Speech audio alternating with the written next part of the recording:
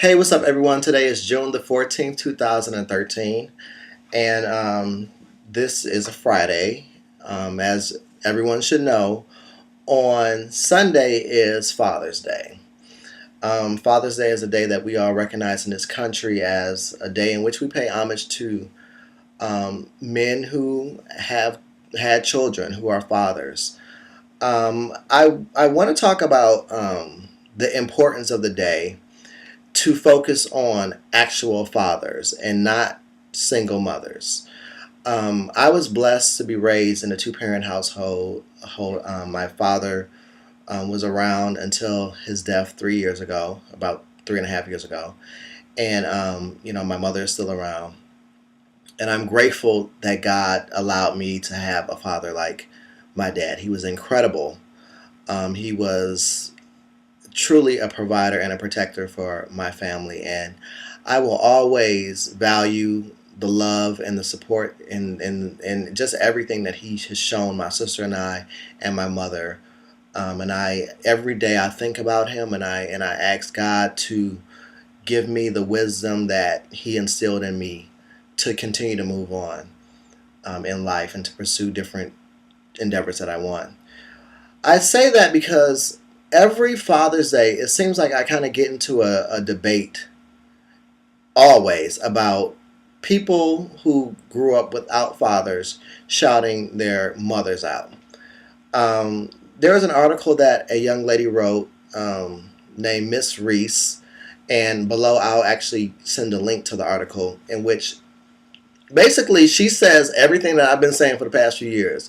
Today, Sunday is Father's Day, not Happy Single Mother's Day. Mothers have had their day a month ago. On Mother's Day, you're supposed to take your mom out, buy her something. Really, that's her day. But if your mom had to play quote unquote both roles of being the mother and the father, you have to celebrate twice as hard on Mother's Day then, because Father's Day is not the day for her. And contrary to popular belief, your mother cannot play both roles. Your mother can only be the mother. A lot of times people get offended by that because they're like, you don't know what the shoes my mama had to walk in. Yeah, I know your mom had decisions and choices to make. And unfortunately, some of those choices, you know, resulted into children who won't have or who won't know their father.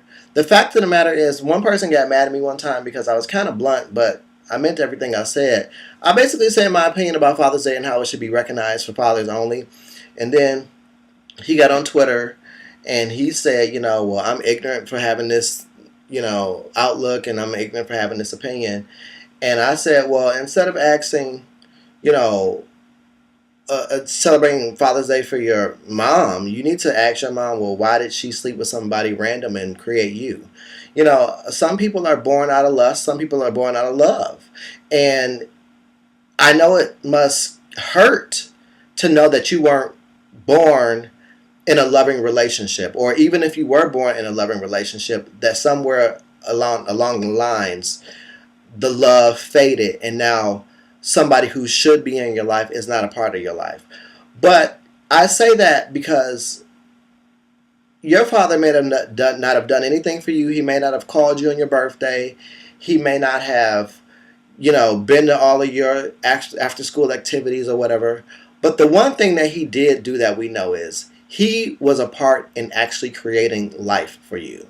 If it was not for your father doing what he's supposed to do, what men do during intercourse, then you wouldn't be here. So at least be grateful for that.